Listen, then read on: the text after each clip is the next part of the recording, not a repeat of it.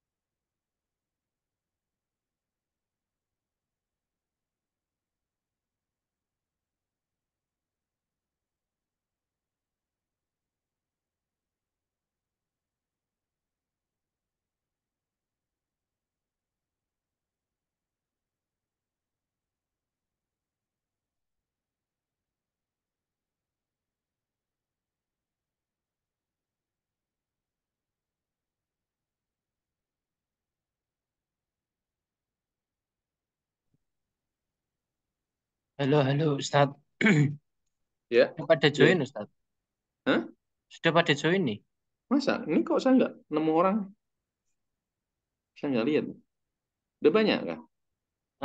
Ada 10 orang. Oh iya, Tampilannya dirubah Ustadz. Coba. nggak tampilanku gimana sih? Tampilan Zoom-nya maksudnya. Iya, makanya. Yang ngeceknya di mana tuh biasanya? Si. Oh iya, ini kelihatan. Partisipan 11 ya. Nah, Ah, iya, kelihatan. Tadi kelihatan saya nggak? lihat kok kosong tuh. Oke, makasih ya, Mas. Jadi sami-sami Ustadz. Oke. Teman-teman, sudah kita mulai kuliahnya? Sudah siap? Halo? Siapa? Oke, kita mulai ya. Lagi saya renung-renung ini. Jadi mata kuliah ini mata kuliah yang memang harus kita renungkan. Belum selesai saya merenung nih.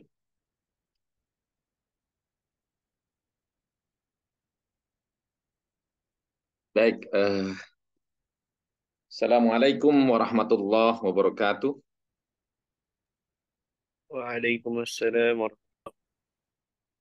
Bismillahirrahmanirrahim. Alhamdulillahirabbil alamin. Assalatu wassalamu ala asrafil anbiya'i wal mursalin habibina wa syafi'ina wa qurrati a'yunina sayyidina wa maulana Muhammad wa ala alihi wa sahbihi ajma'in at-tayyibin at-tahirin. Raditu billahi rabba wa bil islami dina wa bi Muhammadin nabiyya wa rasula. Rabbi zidna ilma warzuqna fahma. Allahumma ij'alna wa auladana wa talamidana min ahli ilmi wa ahli khair. Wa la taj'alna min ahli syarri wa tughyan. Amin ya rabbal alamin. Teman-teman yang berbahagia, Alhamdulillah hari ini kita masuk pada pertemuan yang keempat. Saya lupa lagi kemarin bikin absen ya. Karena kemarin saya, absen kita itu baru dua. Padahal kita sudah melaksanakan tiga. Jadi hari ini saya bikin absen langsung tiga, empat aja daripada lupa. Jadi teman-teman, jadi yang pertemuan kemarin itu baru saya buatkan absen tadi, terus ini adalah pertemuan yang keempat. Pertemuan keempat, dalam pertemuan keempat insya Allah hari ini kita akan bicara tentang standar intelektual berpikir kritis. Jadi apa yang dimaksud standar intelektual berpikir kritis? Saya mengacu pada buku ini ya, mungkin teman-teman nanti bisa cari. Ini ada untuk pertemuan kali ini saya merujuk pada sumber yang ada di buku ini. Saya akan bacakan pelan-pelan, coba kita pahami bersama-sama ya.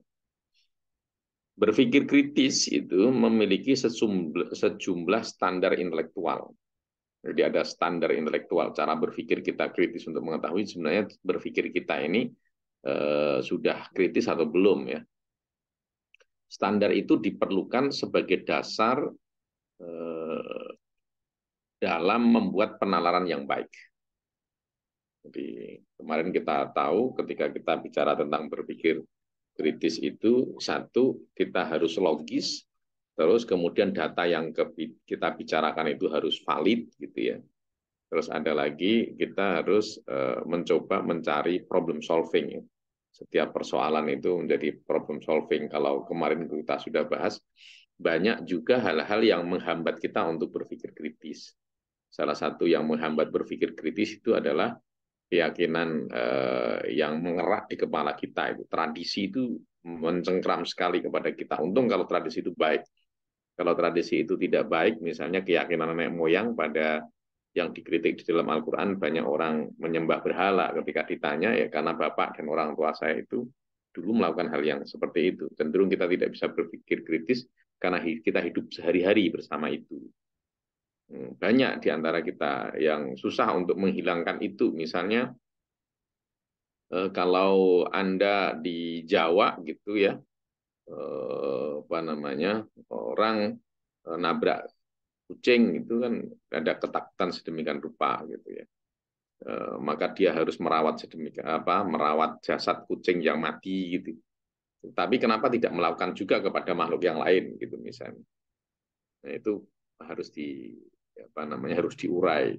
Itu hambatan-hambatan berpikir kritis. Nah, sekarang kita masuk pada beberapa standar yang diperlukan sebagai dasar dalam membuat penalaran yang baik, yang kritis. Richard Paul menunjukkan ada sejumlah standar. Nah, itu yang akan kita bahas sebagai esensi dalam berpikir kritis. Di antaranya adalah kejelasan, ketepatan, presisi, relevansi, kedalaman, keluasan, logika, makna. Nah, ini yang akan kita bahas. Kira-kira apa ini sebenarnya yang dimaksud di sini ini? Kita mulai dari kejelasan ya. Kejelasan. Kejelasan merupakan standar intelektual pertama dalam berpikir kritis. Standar ini diperlukan agar dapat mengukur ketepatan dan kebenaran satu pernyataan atau ungkapan. Jika satu pernyataan sudah tidak jelas, tidak relevan, ya, kita tidak dapat menentukan apakah standar itu tepat atau tidak. Nah, kita sudah tidak bisa. Jadi standar ini diperlukan agar dapat mengukur dan ketepatan atau kebenaran sebuah pernyataan.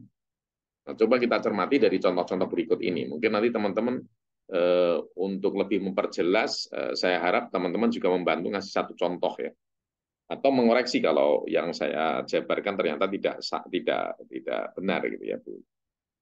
Misalnya, ketika ada pernyataan mengatakan sabun Look menghasilkan kecantikan paripurna. Pernyataan ini sangat provokatif, tetapi sebenarnya tidak jelas. Sangat provokatif, tidak jelas. Tidak jelas itu bagaimana kok bisa dikatakan bahwa sabun Look itu menghasilkan kecantikan paripurna. Ini biasanya dalam iklan-iklan produk gitu ya. Kecantikan, ukuran orang cantik itu seperti apa gitu. Betulkah kalau orang menggunakan sabun Look yang jelek menjadi cantik? Misalnya. Dan tidak jelas ukurannya. Orang disebut cantik itu gimana ukurannya? Gitu. Memang waktu ini iklan zaman saya masih muda ya, iklan Look itu biasanya kayak Dian Sastro gitu ya, jadikan iklan itu. Ya kalau Dian Sastro memang Dian Sastro itu cantik setelah mengenal Look. Waktu Dian Sastro lahir jangan-jangan belum ada Look. Gitu. Apakah betul bahwa sehari-hari Dian Sastro menggunakan Look? Gitu. Nah, itu menunjukkan bahwa pernyataan sabun Look menghasilkan kecantikan paripurna itu menggiring kita pada satu kesimpulan tertentu, sesungguhnya itu tidak jelas.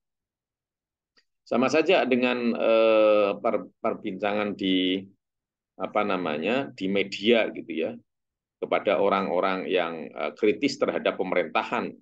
Pernyataan-pernyataan mereka cenderung provokatif. Ya. Provokatif itu provokatif kepada hal yang negatif atau kadang-kadang provokatif kepada hal yang positif.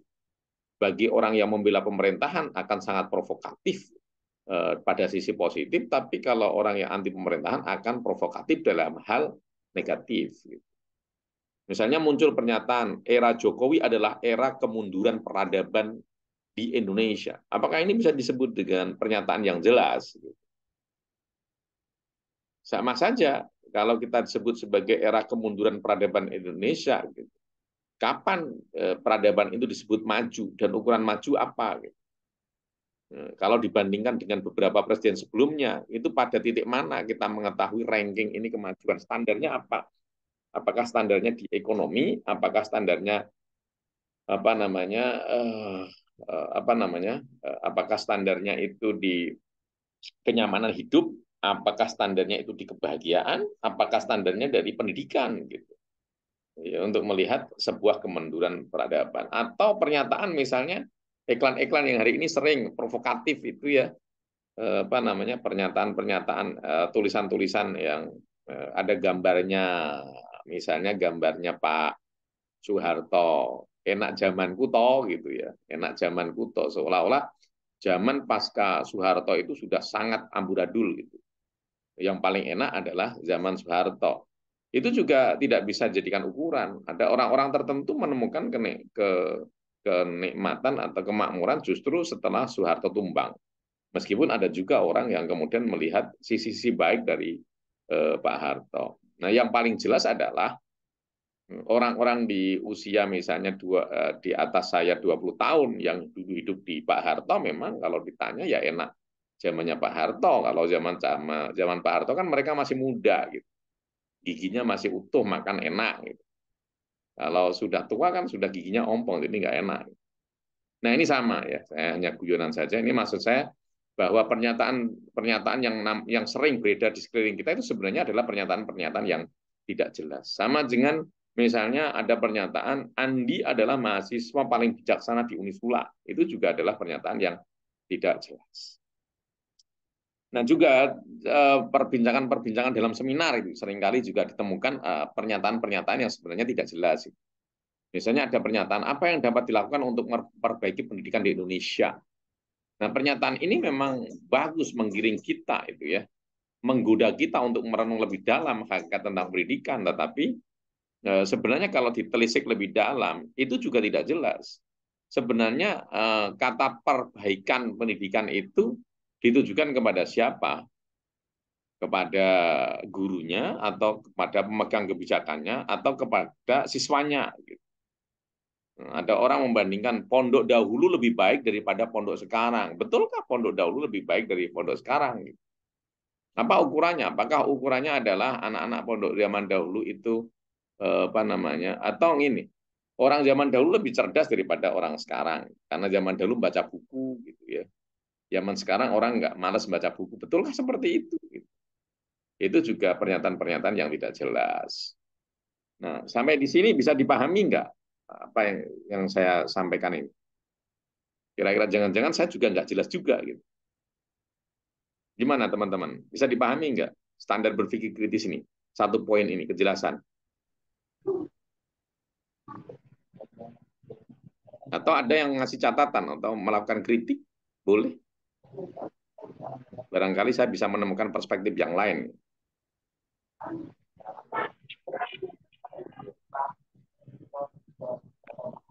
Halo, siapa? Ada yang menyampaikan sesuatu? Kok saya nggak kedengaran ya? Halo?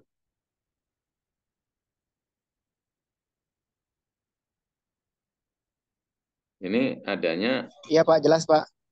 Oke, adanya izin Bapak jika sewaktu-waktu Zoom saya keluar. Oke. Teman-teman jangan lupa ya absen di SIM ya.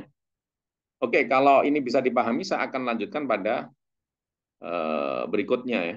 Ada contoh. Nah, bagaimana kita melihat pernyataan itu jelas? Nah, ini kalau kita tadi ngomong yang tidak jelas, ya kita ngomong yang jelas gitu ya. Ngomong yang jelas itu adalah pernyataan yang kemudian bisa diverifikasi gitu, atau dirujuk kepada sumbernya gitu ya. Bisa diukur gitu. Itu jelas. Misalnya, Unisula adalah kampus terbaik. Terbaik apa itu nggak jelas. Tapi berdasarkan ranking Webometrik atau apa itu ya, itu menjadi jelas. Berdasarkan ranking Webometrik, Unisula masuk ranking ke jangan 12 lah. Kayak enak. Ke 30 sedunia misalnya. Oh, berarti ada ukuran, kejelasan. Oh, ini tuh yang dimaksud ukuran Webometrik gitu ya. Atau berdasarkan survei Badan Statistik Nasional gitu. Dari tahun 2021 menuju tahun 2023, Indonesia mengalami kemiskinan secara signifikan diakibatkan adanya corona, sehingga orang tidak bisa beraktivitas macam-macam. Itu berdasarkan penelitian. Nah, itu bisa pernyataan ini menjadi jelas. Atau lembaga survei menemukan bahwa TikTok Shop telah menyerap transaksi 35 triliun dalam waktu 6 bulan. Nah, itu menjadi sangat jelas untuk mengatakan bahwa ternyata penjualan TikTok Shop itu lebih efektif daripada penjualan manual atau gimana. Nah, itu menunjukkan bahwa apa yang kita nyatakan itu jelas ya. Bisa jelas. Jadi kalau ngomong bijaksana nggak bisa jelas. Tapi kalau sudah mulai angka-angka itu jadi clear gitu. Nah, berikutnya adalah standar berpikir itu intelektual kedua dalam berpikir kritis adalah ketepatan. Sebuah pernyataan bisa jadi jelas namun tidak tepat. Supaya tepat pernyataan itu perlu dinyatakan dengan cara yang sebenar-benarnya. Sering itu jelas tetapi tidak tepat.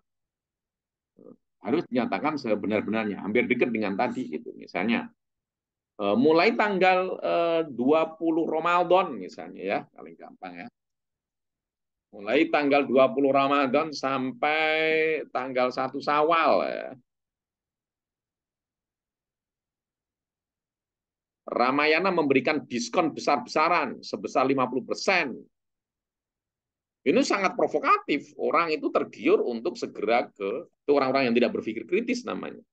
Orang segera tergiur dengan pernyataan itu untuk pergi ke mall gitu ya, untuk membeli baju lebaran karena diskonnya 50%. Padahal tidak jelas itu sebenarnya. Diskon itu 50% dari mana? Potongan itu dari mana? Apakah memang dari harga dasar? Yang memang harga aslinya itu sebuah barang, misalnya sandal, memang harganya itu aslinya itu 400.000, dipotong 50% menjadi 200.000, atau sebenarnya itu harga dari harga dasar yang sudah dinaikkan 100%, ya sama saja bohong.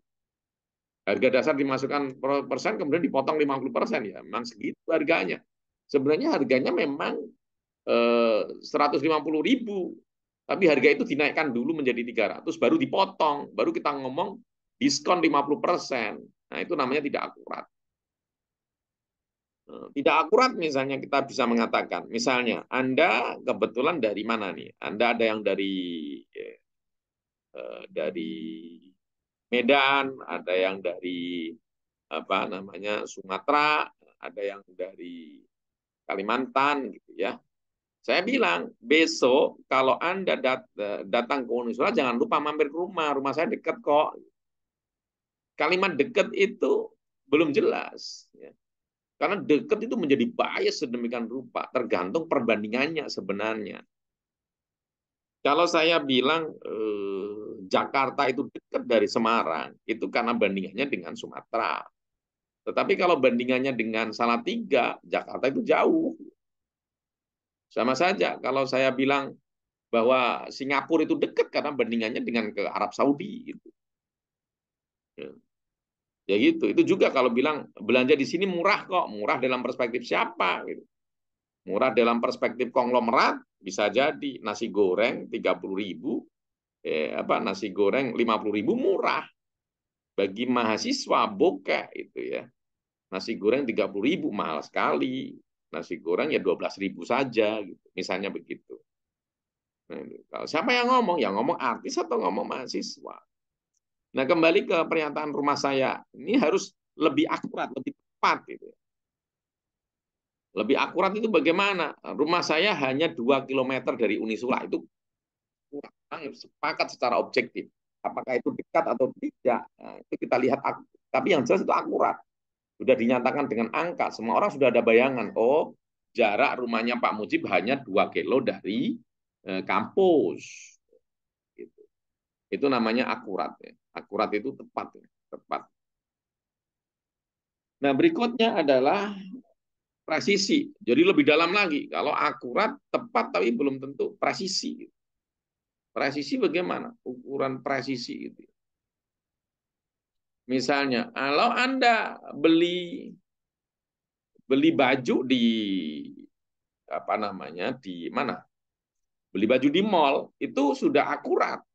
Akurat itu maksudnya Anda beli baju ukuran kayak saya misalnya ukurannya L itu akurat. Dipakai ya udah paling enggak ukurannya mas gitulah, rata-rata ukuran L itu segitu. Meskipun bagi saya ada kekurangan, misalnya lengannya udah bagus tapi perutnya menonjol. itu sudah akurat gitu. Tapi tidak presisi. Bagaimana menghasilkan presisi? Harus diukur langsung sama tukang jahit.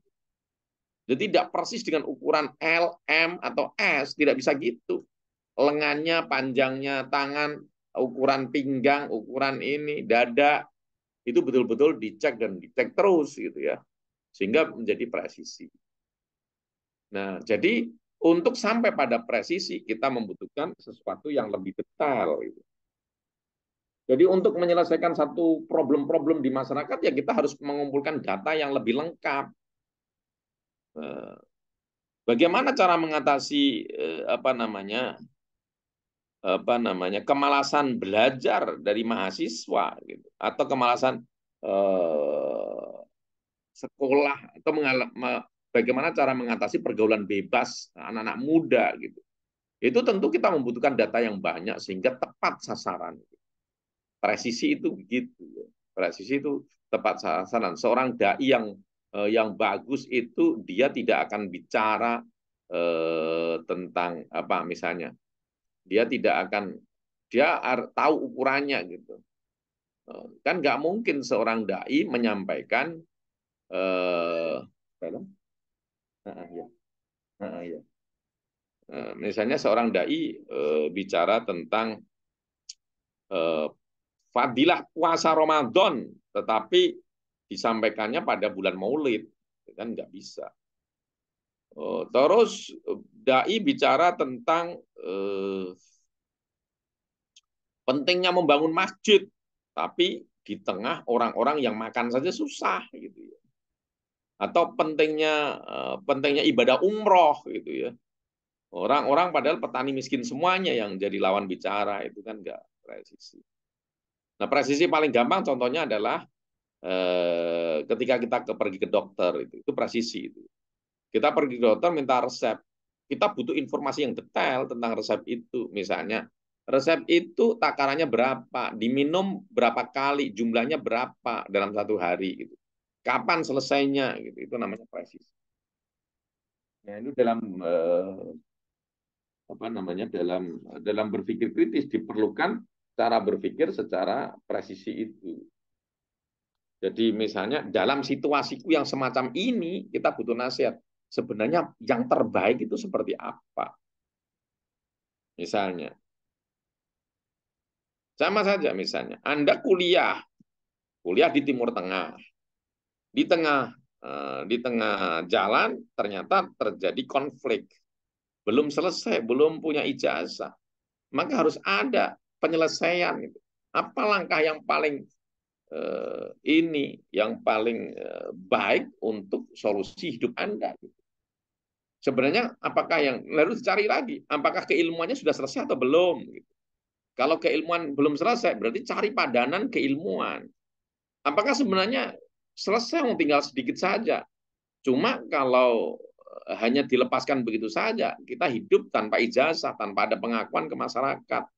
Ilmu sudah mumpuni, tetapi ijazah nggak ada. Berarti yang dibutuhkan apa? Ijazah. Misalnya begitu. Gitu. Itu penyelesaian yang harus presisi, harus sesuai dengan kondisinya. Mana yang tepat? Apakah dalam usia 28 tahun itu mau menikah atau mau mengelola manajemen pondok dulu, warisan bapak? Duluan mana? Mana yang penting? Nah, itu namanya. Berikutnya adalah relevansi, ya, relevansi. Sebuah pernyataan dapat saja jelas, tepat, dan persis, tetapi tidak relevan terhadap isu yang dibicarakan. Jadi seringkali kita ngomong, tapi tidak relevan dengan isu yang dibicarakan.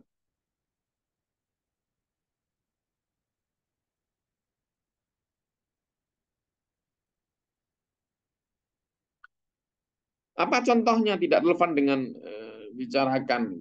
Misalnya, tiba-tiba negara membuat kebijakan untuk mempertahankan negara ini dibutuhkan paramiliter, ya, orang-orang yang kemudian dilatih kemampuan khusus, kewajiban militer gitu ya. Lalu punya kebijakan bahwa anak-anak atau pemuda-pemuda diharapkan untuk pemerintah mewajibkan anak-anak muda untuk berlatih memanah dan menunggang kuda. Itu bagus barangkali untuk kesehatan, untuk melatih fisik. Tapi kalau tujuannya untuk menyiapkan pasukan tempur menghadapi musuh, zaman sekarang sudah perang drone. Itu namanya kebijakan yang tidak relevan. Kebijakannya tidak pas untuk masanya. Sama saja dengan era sekarang ketika bisa jadi di pesantren gitu ya. Harus mulai dirumuskan ulang apakah kemudian negatif dan positifnya tentu saja. Lebih positif mana mahasiswa itu diberikan akses teknologi untuk menghadapi zamannya atau kemudian memang supaya dia konsentrasi belajar dijauhkan dari seluruh alat komunikasi gitu. Itu sebenarnya relevan atau enggak gitu. Nah itu relevansinya ya, relevansi itu begitu ya, relevan. Apa yang harus dilakukan seorang mahasiswa agar berprestasi? Dia harus memikirkan langkah yang relevan, yang cocok dengan dirinya. Satu, apakah kemudian dengan cara makan teratur itu membuat dia berprestasi karena terlambat makan nggak bisa berpikir? Atau bagaimana cara menulis skripsi yang tepat waktu? Apakah hanya dengan keliling ke jangan-jangan nggak relevan, tanya orang itu. Sebenarnya di satu sisi tanya orang itu bagus, tetapi apakah itu relevan atau tidak? Ternyata yang ditanyain adalah bukan orang yang bukan ahlinya, kan nggak relevan. Kalau yang ditanyain adalah kakak senior yang jurusan yang sama, barangkali relevan, dia punya pengalaman. Nah itu yang kita harus ngomong tentang relevansi. Jangan sampai kemudian orang sibuk, sibuk mengumpulkan buku, ternyata setelah dicek, Anda mau nulis skripsi, jurusan syariah, sibuk mengumpulkan referensi, ternyata yang dibaca adalah tulisan-tulisan tentang sastra yang menjadi tidak relevan. Kayaknya sudah bukunya numpuk gitu ya, menjadi sumber gitu. Ternyata enggak. Dan seperti itu juga relevansi ya, relevansi itu seperti itu, ada kaitannya. Berikutnya adalah kita harus sampai pada pikiran-pikiran yang mendalam ya. Saat menghadapi satu problem itu kita harus sampai pikiran-pikiran mendalam. Kedalaman itu menjadi penting ya. Kita berpikir secara mendalam, mengangkat akan berpikir mendalam itu terjadi ketika kita mengangkat ke permukaan sebuah isu atau masalah dan mengidentifikasinya dengan menemukan cara mengatasinya secara intelektual. Cara mengatasinya secara intelektual. Tadi ketika orang mulai berpikir tentang bagaimana cara terbaik mahasiswa di era ini untuk segera menyelesaikan skripsi. Tentu tidak relevan hanya mengandalkan buku, karena zaman sekarang itu justru pencarian data itu justru lewat internet misalnya. Begitu. Nah, kita periksa lagi lebih dalam gitu, apa esensi dari apa namanya? Dari cepatnya kuliah itu bisa dialihkan dengan cara apa yang paling esensial.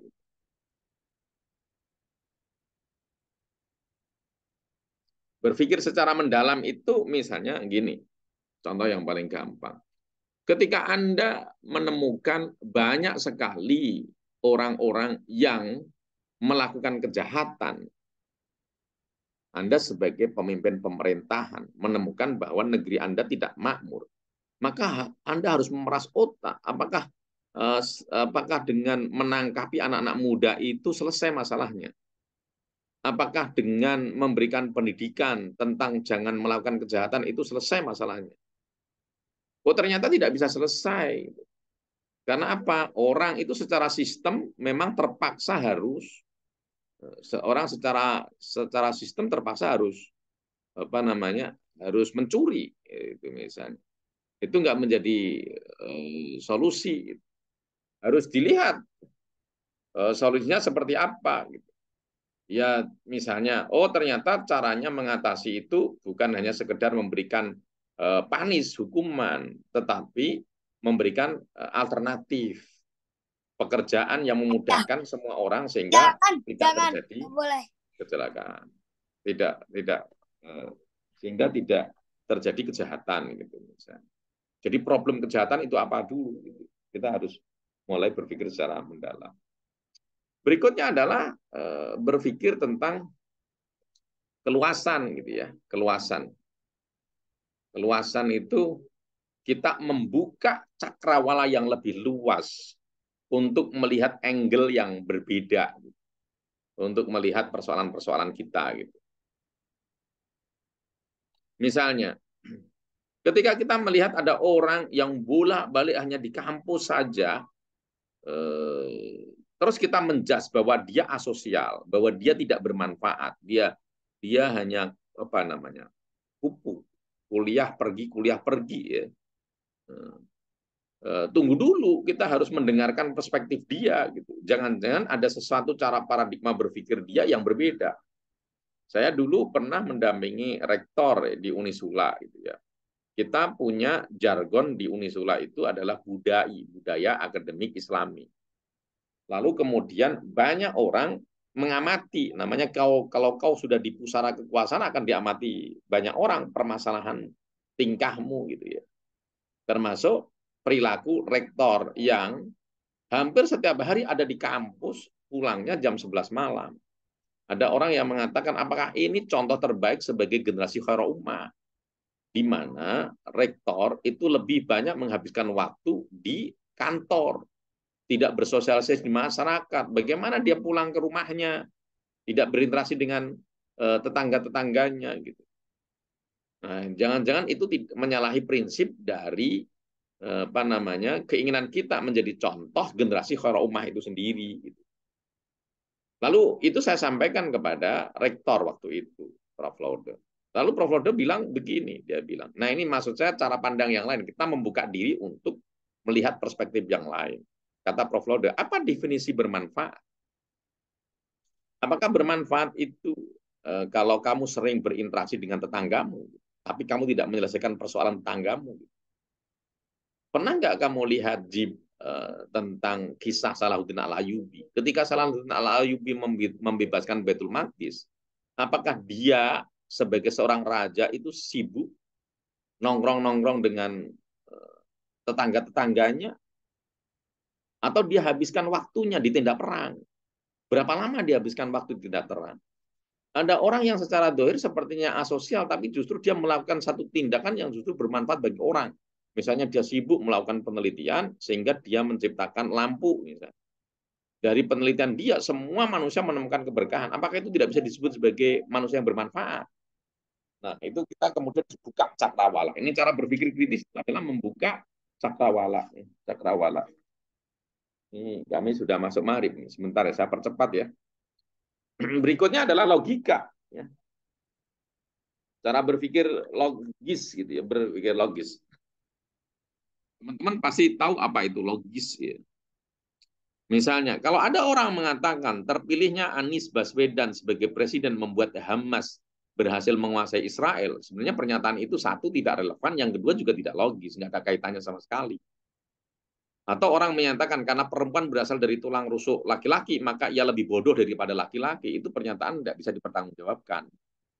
Seolah-olah logis, ada kaitannya, kan cuma tulang rusuk doang. Ada juga orang yang bermain silat lidah, sehingga narasinya menyenangkan, ya, diksi-diksinya menyenangkan, omongannya menyenangkan, tapi tidak menyelesaikan apa-apa. Misalnya saya contoh ini ada dialog tokoh kita, saya nggak tahu tokoh siapa. Ada seseorang ditanya, yang kebetulan presenternya adalah Najwa Shihab.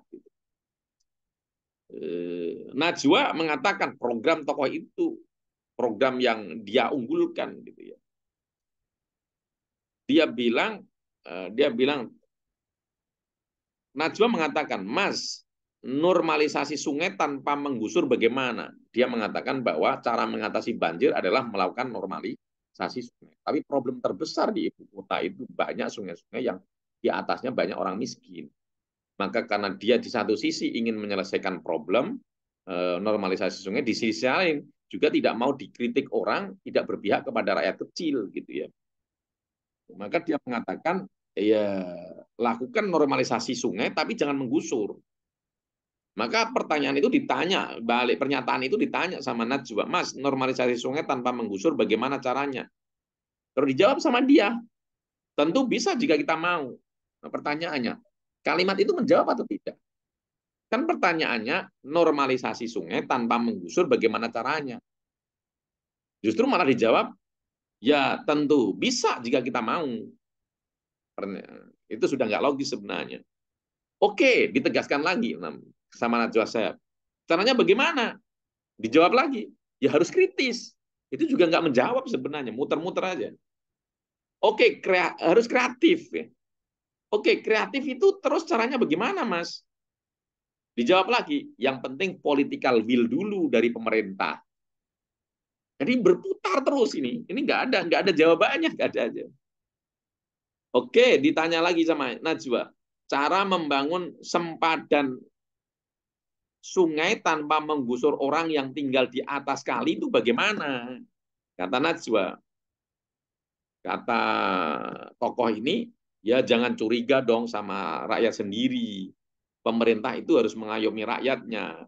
Kita bisa normalisasi sungai tanpa menggusur. Oke, tapi caranya gimana? Ya dengan cara digeser. Nah, ini. Jadi ini satu contoh ya, dalam berpikir logis kita sering menemukan itu orang-orang yang hanya bermain kata-kata, tetapi sebenarnya tidak. Kalau diruntut, logikanya nggak terbentuk ya, tidak terbangun. Tidak terbangun ya, cara berpikir logis. Baik, berikutnya apa? Kemanfaatan. Kemanfaatan susah dijelaskan.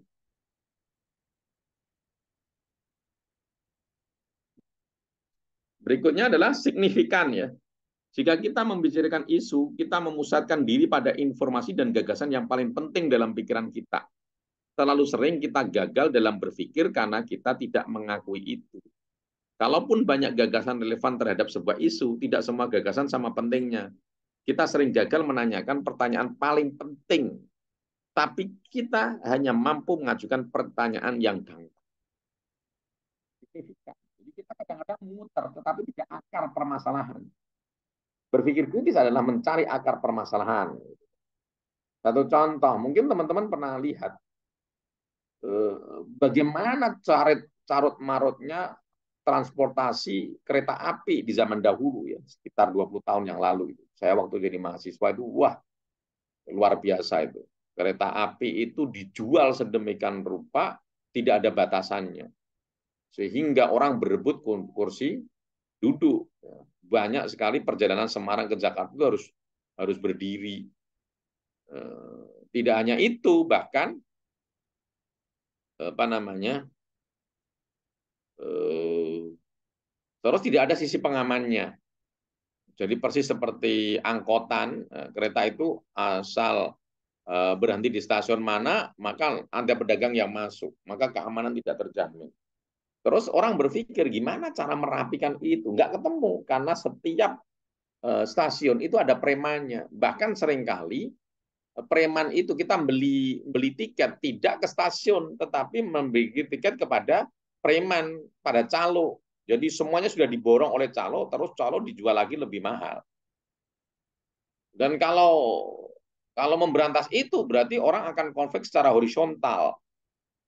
Jadi misalnya di Semarang orang akan berantem dengan premannya Semarang, di Pekalongan akan berantem dengan premannya Pekalongan, di Cirebon akan berantem dengan. Dan ini seperti benang ruwet, benang kusut yang sepertinya tidak bisa diselesaikan. Tetapi menariknya adalah waktu itu siapa itu? Menterinya siapa ya kalau nggak salah? Jones orang Cina itu kalau nggak salah. Jonathan. Jonathan, oke. Ya, Jonathan, dia tiba-tiba punya solusi yang kita baru namanya post factum analysis ya. Sesuatu yang terjadi baru, oh sesimpel itu kan. Dia bikin kontrol pertama, preman tidak bisa bermain tapi tidak bisa marah sama petugas kereta api lokal karena ini kebijakan di atas, kebijakan di Jakarta. Gitu. Kebijakannya apa? Bahwa pembelian kereta api harus berdasarkan KTP. Maka tidak bisa, lewat calo nggak bisa. Calo tidak bisa borong lagi kereta api dari awal. baru tiba-tiba rapi. Tidak bisa lewat KTP. Orang hanya bisa masuk ke dalam gerbong itu dengan menyodorkan KTP. Jadi tidak semua orang bisa lalu lalang. Tiba-tiba transportasi nyaman. Tidak ada bedanya orang ekonomi sama eksekutif. Kalau zaman dulu kan enggak. Kalau ekonomi Anda, teman-teman saya waktu di Jakarta itu seringkali tidak perlu bayar. Daripada menghabiskan waktu dibayar itu, mendingan naik aja, juga pedagang banyak. Nanti kalau dicek sama petugasnya, tinggal dikasih uang 5.000 juga mau. Sering juga teman saya melakukan gitu. Tapi kan tidak nyaman orang transportasi. Ternyata problemnya itu bukan menyelesaikan premannya, problemnya cuma di KTP saja. Selesai semua masalah. Orang masuk lewat KTP terkontrol. Terus tempat duduk, kursi hanya dijual berdasarkan tempat duduk. Tidak seperti dulu dijual terus nggak ada batasannya. Gitu. Nah itu yang namanya berpikir signifikan. Makna dari semua peristiwa kita harus mulai mengukur mana yang paling penting. Baik, saya kira itu ya yang apa namanya yang bisa saya jelaskan ya berkenaan dengan pembahasan kita hari ini tentang standar intelektual berpikir kritis. Kalau ada yang mau ditanyakan monggo. Atau ada yang bagi sharing contoh gitu ya untuk apa namanya lebih memperjelas ya apa yang kita bicarakan. Jadi seperti yang saya sampaikan kemarin, memang ini kelasnya agak susah kalau kita nggak expert banget nanti kita seperti membahas. Nah, kalau teman-teman itu bisa nih saya contohkan. Ilmu kita yang kita pelajari ini seperti mengajarkan sorop sendiri, nahwu sendiri. Hanya orang yang ahli nanti baru bisa menggunakan ini loh. Cara nahwu sorop itu digabungkan untuk membaca kalimat gitu. Jadi kita ini sebenarnya sedang berpikir satu komponen-komponen kita pritili untuk menuju cara berpikir kritis. Ujungnya itu kalau semuanya sudah dipelajari baru kemudian digunakan untuk berpikir kritis secara holistik ya. Seperti kemarin di awal-awal saya contohkan, cara mengajari ini seperti cara mengajari cara permainan voli yang bagus. Pertama diajari satu saja, cara melempar bola ke gawang, ke lubangnya. Terus itu. Yang kedua diajari pelatihan yang untuk cara merebut bola dari lawan. Terus yang ketiga cara mengoper. Nanti itu akan menjadi satu komponen. Oke, Muhammad Hasan Albana, gimana? Yang angkat tangan nih. Izin bertanya, Pak. Ini Ya. terkait materi kita kan tentang critical thinking. Nah, cuman jujur sampai sekarang yang saya tangkap tentang critical thinking itu ya sebatas atau sesempit ngasih kritik kepada seseorang atau ke apa kumpulan yang lebih banyak. Misalnya kasusnya seperti ini, Pak. Di Indonesia sekarang ini kan eh, sedang berlangsung yang namanya demokrasi gitu ya, Pak. Yang namanya demokrasi itu kan dari rakyat untuk rakyat dan oleh rakyat, yang dimana berarti rakyat memiliki hak untuk memberikan kritik kepada penguasa atau pemerintah. Nah, cuman beberapa orang masih ada yang menanggapi seperti ini, Pak. Kalau mau mengkritik, kalau bisa sekalian memberikan solusi dong, nah, gitu, Pak. Nah, apakah ketika kita memberikan kritikan itu memang harus disediakan atau disiapkan sekaligus solusinya atau cukup hanya mengkritik saja, Pak? Baik, terima kasih. Ini problem itu atau mata kuliah kita? Ya, gitu. Kalau mata kuliah kita, ya, mata kuliah kita ini sebenarnya diperlukan memang dalam koridor mempersiapkan orang dilatih sampai masuk dalam bawah sadar ketika menyikapi sesuatu itu dengan cara kritis dan menerima apa namanya mencari solusi. Jadi tidak dipahami sebagai kritik adalah pembongkaran, tapi untuk kebutuhan kita sendiri dalam kehidupan. Kalau mata kuliah ini ya, mata kuliah ini makanya namanya critical thinking dan problem solving.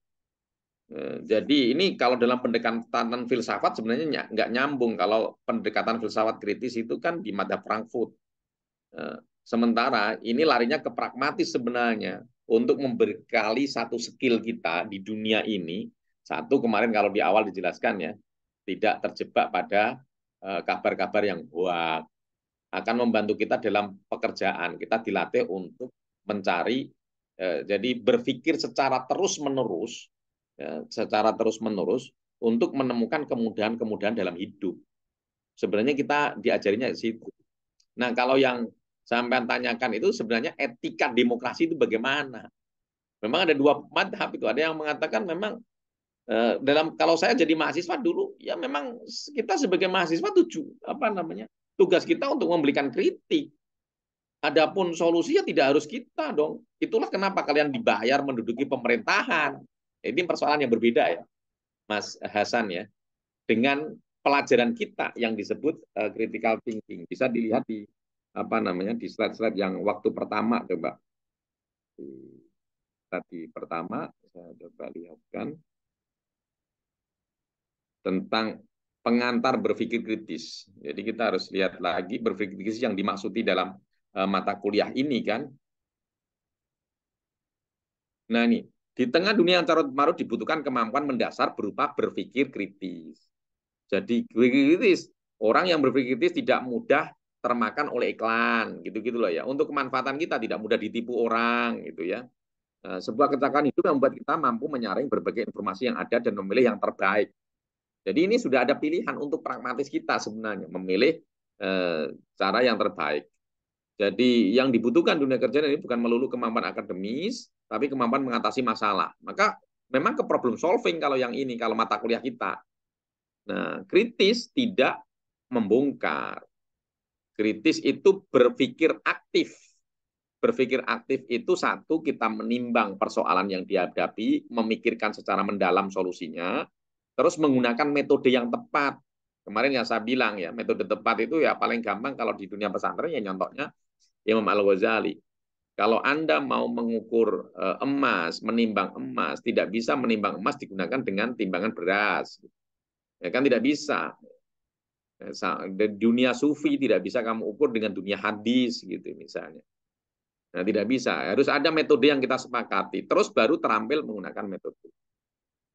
Jadi ini berpikir aktif, terampil mengkonsentrasi, menganalisis, mensintesa, dan mengevaluasi informasi. Nah, itu sesuatu yang berbeda ya, Mas Hasan ya, yang jenengan tanyakan, kritis pada titik poin sikap kita menghadapi pemerintahan dengan kritis sebagai sebuah alat hidup sebenarnya kita ini. Sebagai modal hidup sebagai seorang mahasiswa. Berpikir kritis nanti akan banyak manfaatnya ketika teman-teman misalnya bikin skripsi untuk mengukur apakah sebenarnya yang kalian tulis itu sesuatu yang memang layak untuk diteliti atau tidak. Jangan-jangan tidak layak untuk diteliti. Misalnya pertanyaan di tarbiyah misalnya, seberapa efektif metode kiroati gitu. Itu kan sebenarnya sudah tidak begitu nanti cuma jawabannya ya efektif. Itu kan sebenarnya nggak perlu diteliti itu. Kalau hanya mengatakan ya dan tidak gitu. Nah, gitu. Itu ya Mas ya. Itu yang Terima kasih, Pak. Sama-sama. Jadi seringkali kita memang terjebak di situ ya. Berpikir kritis itu ya membongkar sesuatu. Tapi di sini ternyata bukan itu yang dimaksudkan. Jadi mengolah daya nalar supaya memiliki keterampilan berpikir. Sehingga kita selalu ketika ada masalah segera cepat untuk menyelesaikannya dan tepat sasaran. Tidak muter-muter gitu ya. Tidak muter-muter kayak tadi. Jangan sampai kita terjebak dengan pembicaraan sofis ya. Ya tadi kayak contoh tadi loh, menggeser atau tanpa menggusur. Jadi kita sering sekali kita mendapati di media itu orang yang kelihatan pintar. Dia sebenarnya tidak menyelesaikan masalah, cuma muter-muter gitu demi menyenangkan banyak orang. Dan ketika kita susur itu maksudnya jejak digitalnya gitu. Pernyataan satu dengan satunya itu nanti saling bertabrakan. Itu yang sebenarnya tidak diperkenankan. Kalau kebutuhan pragmatis dalam berpikir kritis itu adalah kita tidak mengalami kerugian dalam memutuskan persoalan. Seperti kemarin saya contohkan. Kalau Anda orang yang tidak berpikir kritis, mau beli mobil, pergi ke showroom, Anda ketemu cewek cantik yang yang menjadi sales, sudah omongan dia tiba-tiba menghipnotis Anda, sebenarnya itu tidak begitu Anda butuhkan beli mobil itu, Anda beli. Tapi orang yang berpikir kritis nggak begitu. Anda mau membeli mobil, tidak dibutuhkan untuk keterangan penjelasan sales, karena sales punya kepentingan untuk menjual barangnya. Pasti dia akan ngomong semuanya baik. Yang dibutuhkan adalah orang yang Anda percaya dan orang itu mengetahui tentang mesin.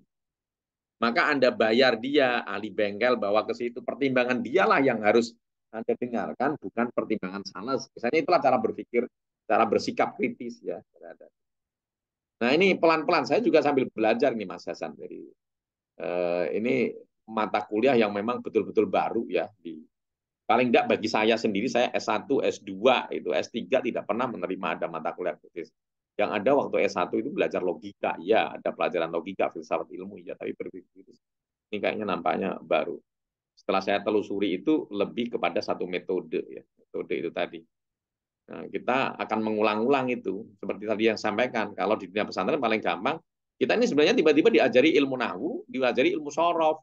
Orang yang awam tidak paham, itu seolah-olah sesuatu yang berbeda. Tapi kalau orang yang sudah ahli, nanti akan menggunakan dua-duanya secara sejalan untuk membaca tulisan-tulisan yang tak berharokat, kan gitu, Mas. Nah, seperti itulah. Kita sekarang satu-satu nih. Harapannya adalah ketika kita ujung, sudah nempel ke kita, menghadapi permasalahan apapun, kritis langsung. Oh, ini valid atau tidak? Ini bagaimana, apakah ini pernyataan para ahli atau tidak? Ini solusi yang paling efektif atau tidak? Itu selalu akan muncul di kepala kita. Apakah ada alternatif yang lain? Gitu. Baik, saya kira itu. Saya mohon maaf saya tidak bisa ini karena apa namanya di tempat kami ini sudah lebih dari maghrib. Nanti kalau saya belabasin saya malah nggak sholat maghrib. Tidak esensial jadinya kuliah ini. Ya, ini kami sudah jam 6 lebih 4 menit. Ya, saya undur diri saja karena ini materinya di sini pendek-pendek aja. Karena sore itu saya tidak mau teman-teman dibebani yang besar-besar. Sedikit-sedikit aja, pelan-pelan.